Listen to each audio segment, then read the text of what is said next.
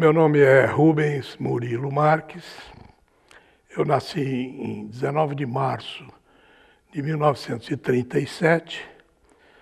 Os meus pais chamavam-se Manuel Francisco Marques e minha mãe Maria Odília Marques. De minha infância, eu me recordo muito e sempre estive muito ligado aos meus avós maternos. O meu avô, Honório da Cunha e Melo, foi professor e diretor da Escola Nacional de Belas Artes no Rio de Janeiro. Eu nasci no Rio, no bairro de Laranjeiras. E minha avó, Dalila de Sá da Cunha e Melo, era uma pianista. E por conta disso, a minha infância foi sempre cercada por um ambiente mais artístico.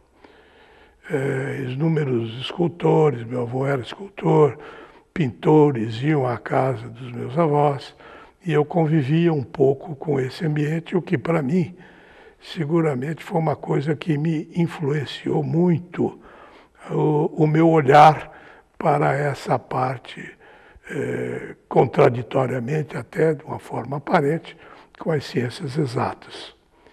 Minha mãe, por outro lado, gostava muito de matemática e ela foi, eu diria, a responsável pelo meu interesse desde pequeno pela matemática. Evidentemente, coisas limitadas ao conhecimento de uma mãe que se interessava pela matemática. Ambos eram funcionários públicos concursados federais e tínhamos uma vida simples, modesta, porém a minha recordação é realmente muito boa.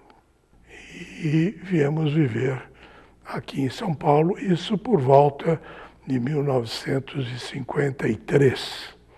Eu me lembro bem que no quarto centenário de São Paulo, nós já morávamos na cidade de São Paulo. E aí eu cursei o curso colegial no Colégio Mackenzie.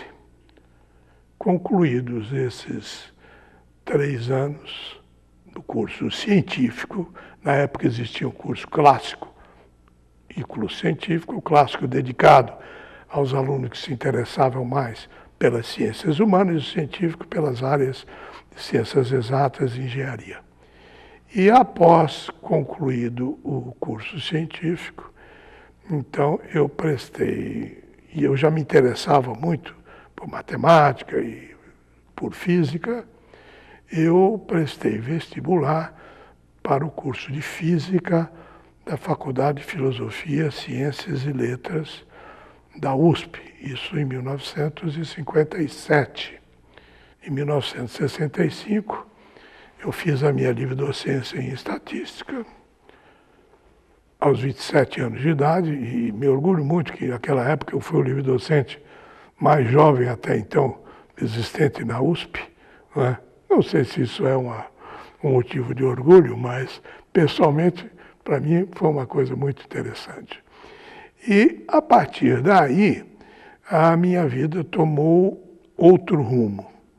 Um convite a mim formulado e referendado pelo então organizador da universidade, que era o professor Zeferino Vaz, eu vim lecionar estatística, bioestatística, propriamente dito, na Faculdade de Medicina da Universidade de Campinas. Àquela época, na Avenida Orozimbo Maia. A universidade não existia como tal. E a partir de 1966, eu fui então convidado para o cargo de professor da universidade no recém-criado Instituto de Matemática, no Instituto Central de Matemática da Unicamp.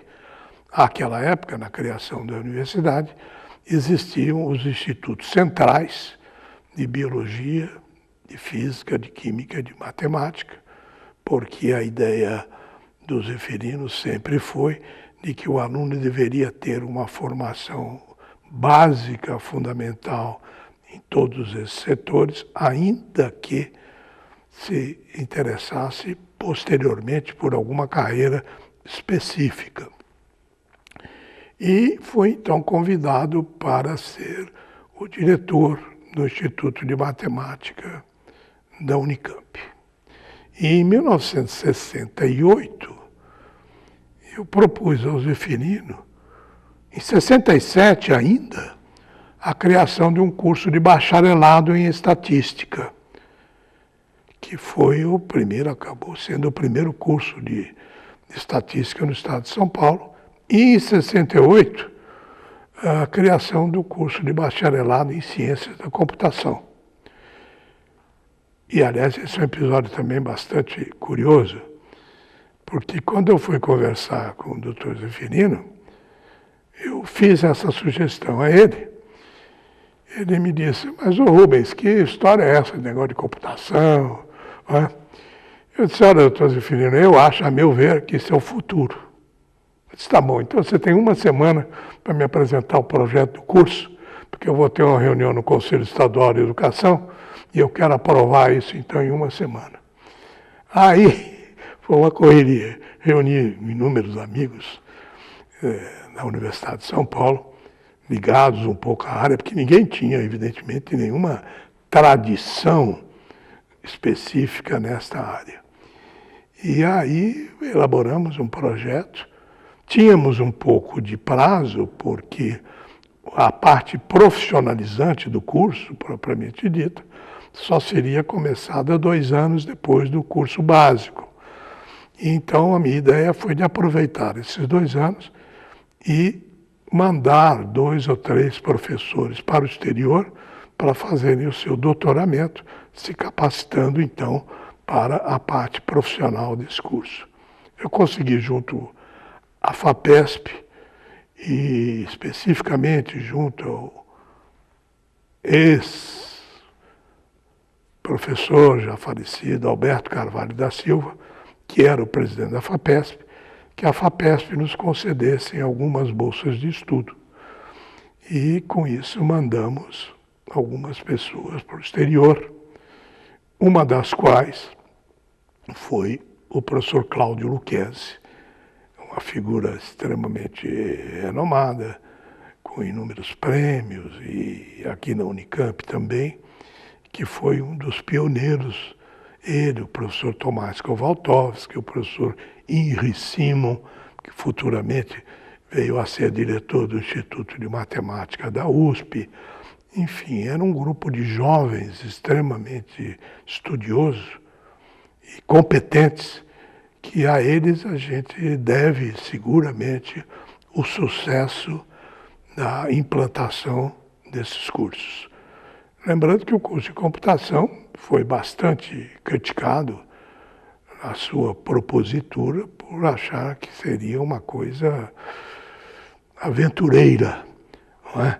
O que a história mostrou que não foi verdade.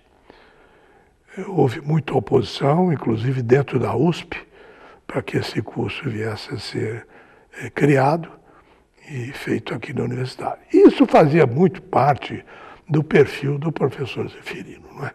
Ele era um inovador, aberto sempre a ideias novas, assim como criou inúmeros outros cursos, na Faculdade de Tecnologia de Alimentos, por exemplo, curso que não existia, e ele estava sempre aberto a ouvir e a ser extremamente ágil nas suas providências.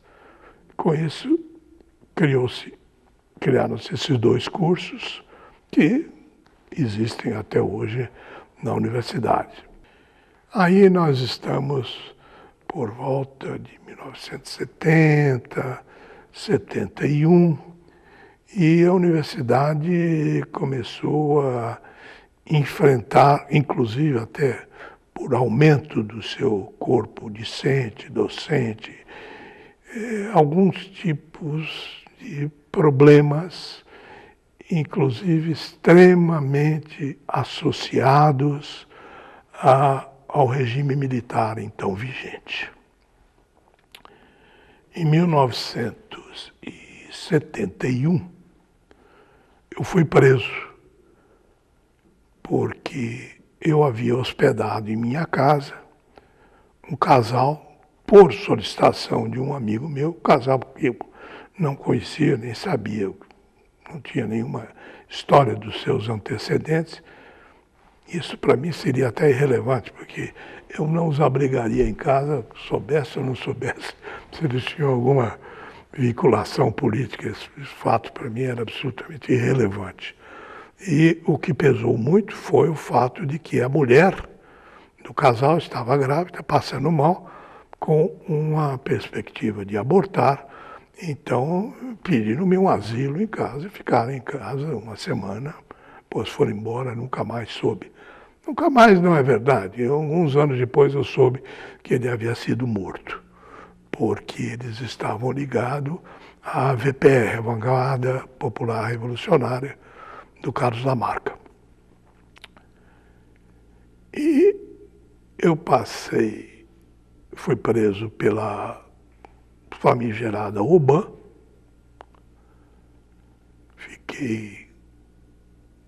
deveria ter ficado 2 semanas preso na UBAN, porque o esquema naquela época era o seguinte, para os jovens, as pessoas que não sabem,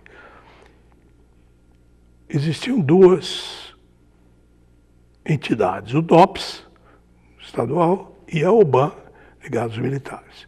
Quem prendia é que tinha que soltar. Se o DOPS prendia, o DOPS interrogava, mandava para a UBAN interrogava, devolvia para o DOPS e depois ou a pessoa continuava presa ou era mandada para o navio, enfim.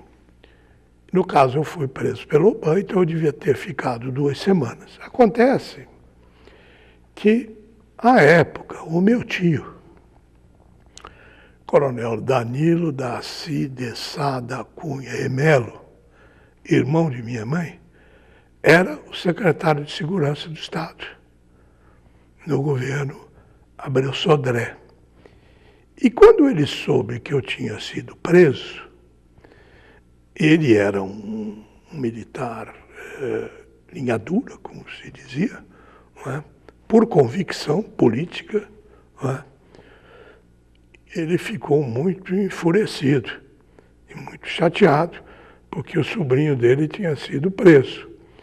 Então ele foi ao UBAN e mandou que eu ficasse mais 1 semana preso, para prender.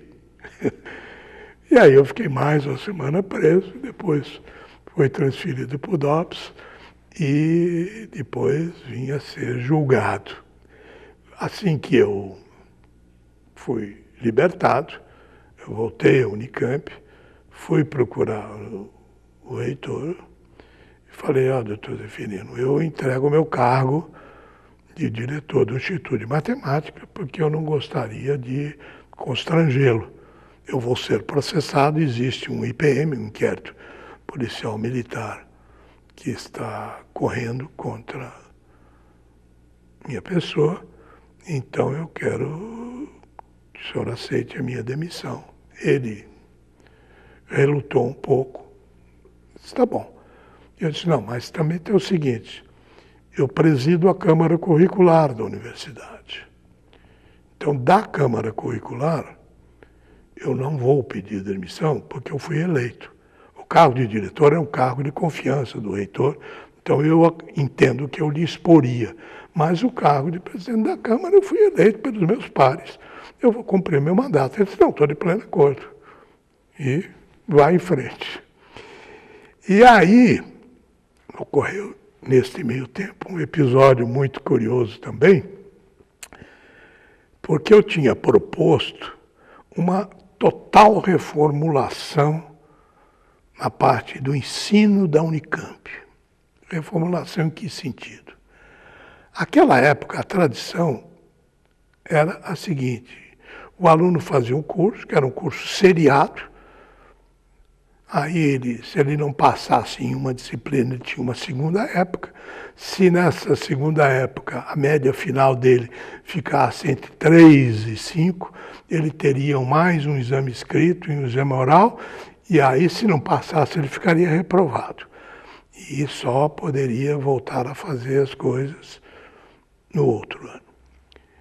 E esse sistema, obviamente, a meu ver, era uma coisa já obsoleta em nível internacional até. Então eu propus que a universidade passasse a ter a matrícula feita por disciplina, num sistema de pré-requisitos e com regime semestral. Evidentemente, isso causou um mal-estar um pouco grande naqueles professores mais tradicionais, né, que não gostariam de alterar os seus planos de vida, de carreira ou de ensino de uma forma tão drástica. Mas eu apresentei o projeto, deu um prazo, acho que, se eu não me engano, foram 30 ou 40 dias para ele ser analisado, e coloquei o assunto em discussão na pauta na Câmara Curricular que eu presidia. A Câmara, na época, era composta de, acho que, se eu não me engano, 5 ou 6 pessoas. Coloquei em votação, eu votei a favor, 2 votaram contra, os outros se abstiveram e eu fiquei com o voto de Minerva, que eu tinha direito. E estava empatado e eu tinha o voto de Minerva, melhor dizendo. E eu votei contra a minha proposta e pedi demissão da Câmara. Foi porque o Carlos Zeferino disse, olha, doutor Zeferino, eu não sou homem de ganhar eleição votando 2 vezes.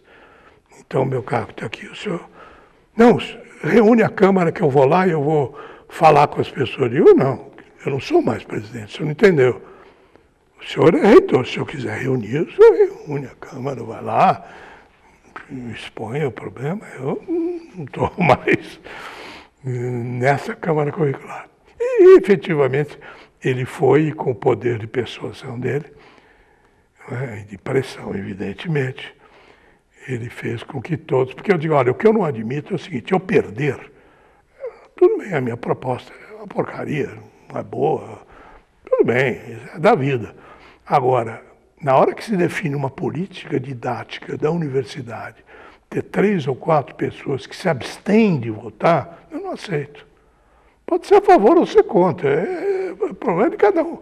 Mas não querer opinar, ficar, como se diz hoje em dia, em cima do muro, não é por aí o caminho.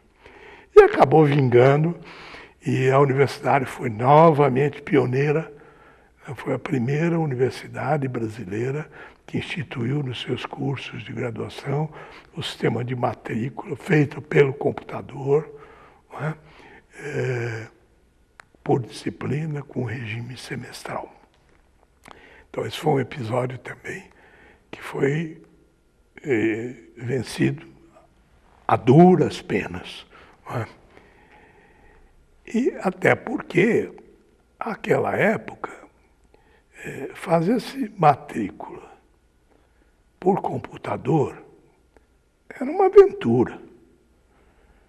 Porque a universidade tinha apenas um computador, pequeno computador hoje em dia, que não equivale nem a um laptop de hoje em dia, em termos de recursos,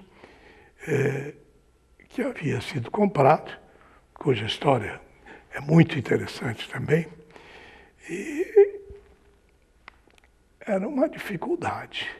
E foi exatamente graças ao professor Cláudio Lucchesi, que foi um dos que mais batalhou, que conseguiu-se. E é o Antônio Fagiani, que é um funcionário emérito hoje da Unicamp, o Toninho, porque o Toninho tinha uma memória, e eu acho que ainda tem, porque eu estive com ele há relativamente pouco tempo, uma memória absolutamente fantástica. Não é? E sabia que aluno que estava matriculado em que disciplina, coisas inacreditáveis. Então, graças ao esforço deles, realmente isso foi implantado com algumas dificuldades óbvias no primeiro ano de implantação. E isso foi possível também porque nós já tínhamos o computador. A história do primeiro computador da Unicamp é a seguinte. A história do computador origina-se também na cidade universitária em São Paulo, porque aos sábados, frequentemente eu ia conversar com o Zeferino lá em São Paulo, na sala dele lá na USP. Batíamos um papo, conversávamos os problemas da universidade, e eu disse a ele que estava na hora da universidade adquirir um computador. Ele disse, tá bom, Rubens, então me traz um projeto. Eu consegui um projeto de um computador que na época era a última linha, digamos assim, do que existia. E eu levei para ele.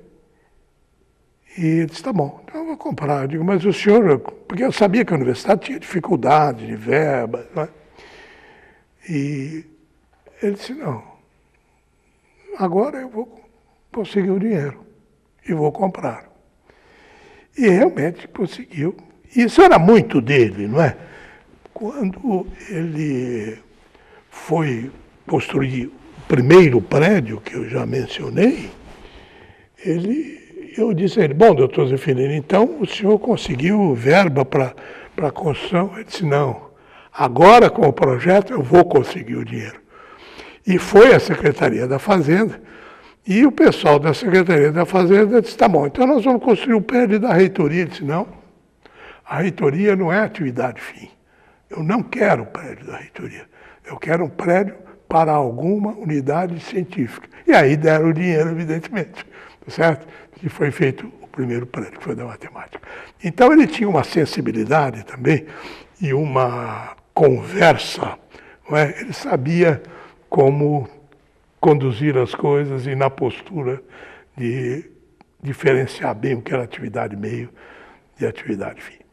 Então esse computador foi comprado e ele chegou em junho, eu acho que, não lembro, foi no mês de junho. E eu estava viajando, eu estava na Universidade de Chicago. Eu tinha ido lá por conta de um projeto, ficado uns 2, 3 meses fora. E quando eu voltei, esse computador estava na engenharia. Eu fiquei muito surpreso, fui procurar, disse, doutor Zeferino, mas ele disse, é que eu não consegui, porque eu tive muita pressão, porque o diretor da faculdade de engenharia à época era um general da reserva, engenheiro, mas que no fundo era mais engenheiro, era mais general do que engenheiro, sabe? E ele tentou convencer o Zeferino de que o computador era um problema de segurança nacional. E vocês imaginem que isso, na época, era um argumento que pesava muito, né? E aí ele disse, olha, Rubens, não tem jeito, tem que ficar lá. Eu digo, bom, tudo bem, o senhor decidiu, tá bem, um dia o senhor vai se arrepender e ele vai voltar para a matemática.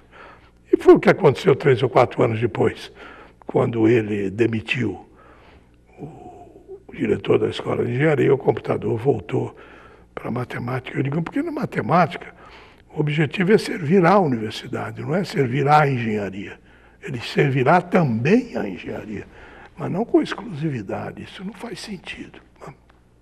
E acabou prevalecendo isso, foi para a matemática, e a partir daí as coisas se desenvolveram. Um outro aspecto extremamente interessante é que a universidade, no seu início, que funcionava na Rua Culta Ciência, a universidade era 2 ou 3 salas de aula, mais 2 ou 3 salas onde funcionavam os institutos, o porão, onde ficava o laboratório de raios cósmicos do César Lattes, né? É uma coisa extremamente modesta. E a universidade conseguiu o terreno em Barão Geraldo e para fazer o primeiro prédio, não é? Provisório, e numa determinada época houve a possibilidade de se construir um prédio novo. E o Zeferino tinha, evidentemente, uma dificuldade de saber para que instituto, para qual instituto esse prédio seria construído. Então ele nos reuniu, o José Pitilento como diretor do Instituto de Química, o Walter Augusto Hadler da Biologia, o Marcelo Dami de Souza Santos da Física e eu. E ele disse, olha, quem primeiro me apresentar um projeto de um prédio, eu vou fazer o prédio. E eu corri, evidentemente, apresentei o projeto. E o primeiro prédio definitivo, não é, da universidade foi o do Instituto de Matemática. A Unicamp possuía algumas comissões, a comissão de tempo integral, a comissão de ensino, e uma dessas comissões, a comissão de ensino, ela, isto anteriormente à criação da Câmara Curricular, ela era a responsável pelas atividades mais ligadas ao ensino da universidade. E ela era composta pelos diretores das várias unidades e havia mais uma ou duas pessoas que participavam dessa comissão de ensino. Ela era presidida à época pelo professor Gustav Brigger e integrava os diretores e também o professor César Latz. E o já citado general José Fonseca Valverde.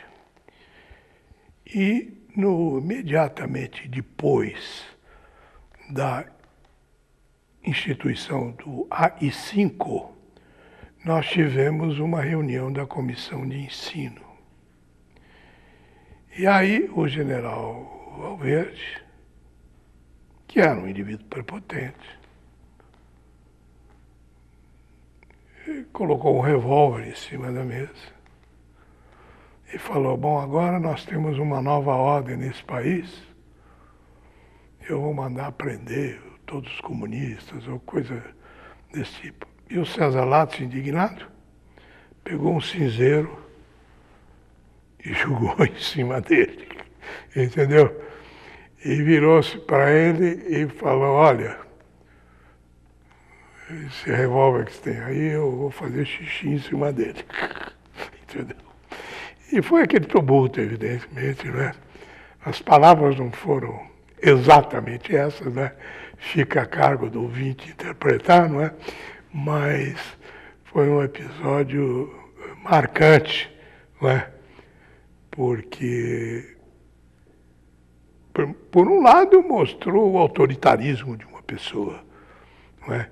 E, por outro, a independência, a irreverência e a postura de um cientista que não se submete ou não se submetia a coisas arbitrárias.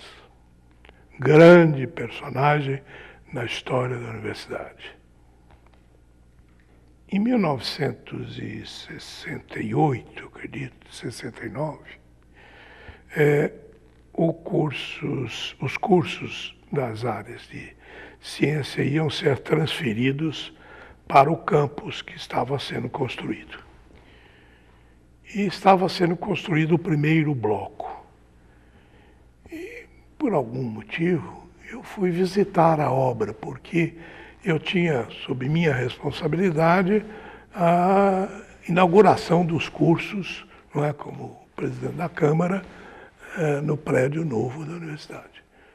E, para surpresa minha, quando eu cheguei lá, o prédio estava extremamente atrasado. Eu fui procurar o Zeferino e disse, doutor Zeferino, esse prédio não vai estar pronto para o início das aulas em março. Naquela época era março. Não sei se hoje em dia é março ainda. Ele disse, como, Rubens, não é possível? Eu digo, não, o senhor vai lá. Ele disse, eu vou lá já agora, vamos lá. Entrou no carro dele, O motorista fomos lá,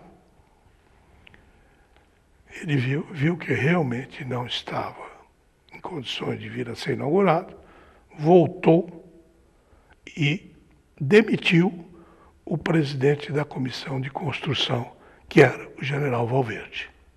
Então, a partir daí, não é, ficou muito claro para ele que havia algumas pessoas que não estavam propriamente do lado dele, porque seria um tumulto, um escândalo, não é? A universidade fazer um vestibular e não ter onde abrigar os alunos para dar aula. Quer dizer, seria considerado uma imprevisibilidade, uma falta de planejamento inacreditáveis, não é? Então, aí começou a derrocada dele. Até o momento em que o general chegou ao Zeferino e falou que queria ser o vice-reitor da universidade. Aí, e esse episódio se encontra com vários outros que eu já mencionei, muito bem descrito no livro do Eustáquio Gomes, A Infância da Unicamp, sobre a infância da Unicamp, não é? E o Zeferino disse: olha, Valverde, não existe esse cargo na universidade. A universidade não tem cargo de vice-reitor. E, além do mais, faltam-lhe qualidades para tanto. Então, foi uma pedra de cal. E aí, ele realmente foi mandado embora. Em relação à minha prisão, realmente é uma coisa muito marcante, porque eu não fui torturado. Eu levei alguns tapas, tá certo? Porque isso acho que era o mínimo que podiam fazer na época, né? Mas não é a dor física, porque é a dor moral, o constrangimento, não é? A humilhação, não é? São cenas que ficam marcadas.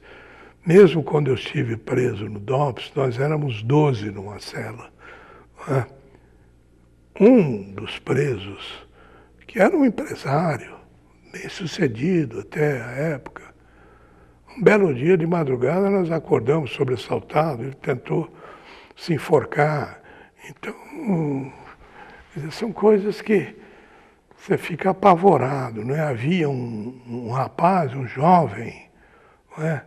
Que todo dia, aquele famigerado fascínio doente mental, que era aquele delegado Fleury, ele levava esse menino para torturar. E ele voltava, é indescritível como o jeito que ele voltava, as costas, tudo.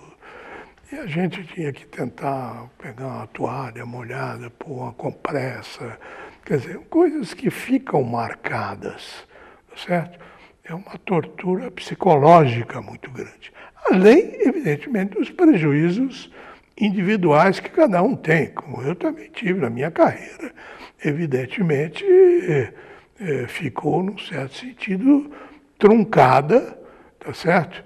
Por conta desse episódio, porque aí eu me afastei do Instituto, tá certo?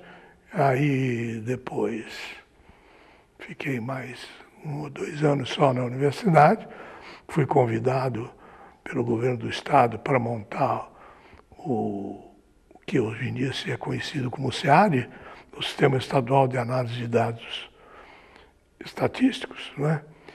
E no governo Paulo Egídio, com o secretário Jorge Wilhelm, na Secretaria do Planejamento, e fiquei de 75 a 79 como diretor do Departamento de Estatística do Estado, e depois por 2 mandatos, quando foi criada a Fundação SEAD, de 79 até 86.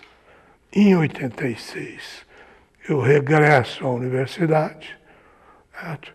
E a pedido do Instituto de Economia, professor João Manuel Cardoso de Mello, professor Beluso, eles me convenceram de eu me transferir para o Instituto de Economia, porque eles estavam precisando de gente lá na área de econometria, de estatística, de matemática, para os cursos de pós-graduação que estavam sendo implantados.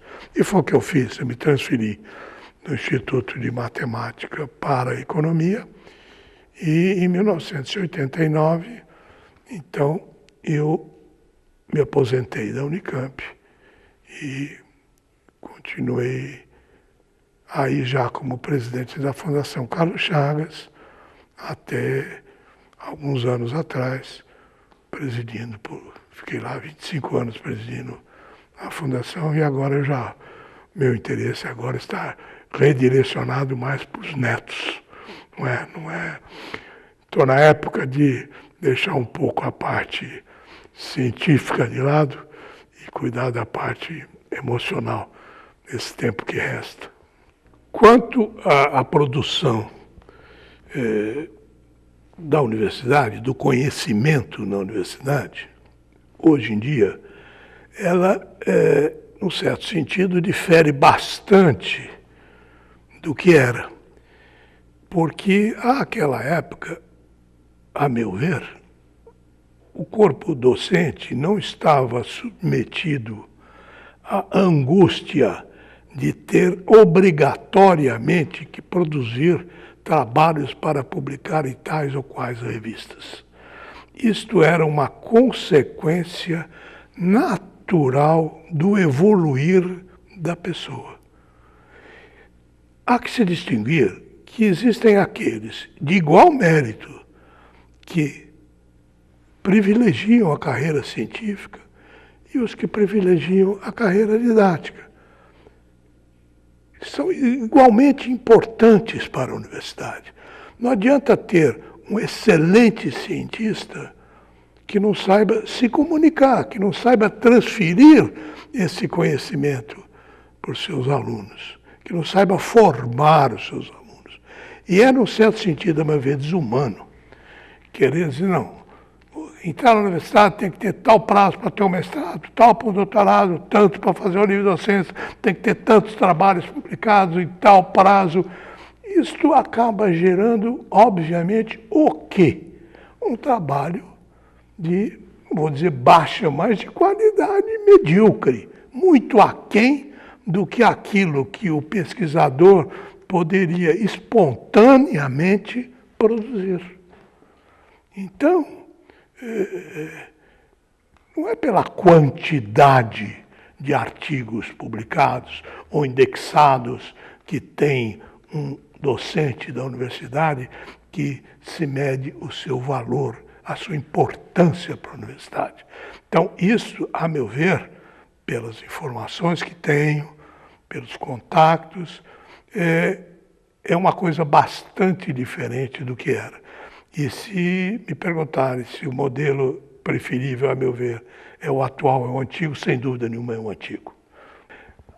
Na Câmara Curricular, na Comissão de Tempo Integral, nas várias comissões específicas que existiram, pontuais, na universidade, naquela época, eu emprestei a minha colaboração tentando dar uma visão de uma contribuição ao que eu achava que podia ser a universidade. E é com muita satisfação, que eu vejo que esse projeto vingou.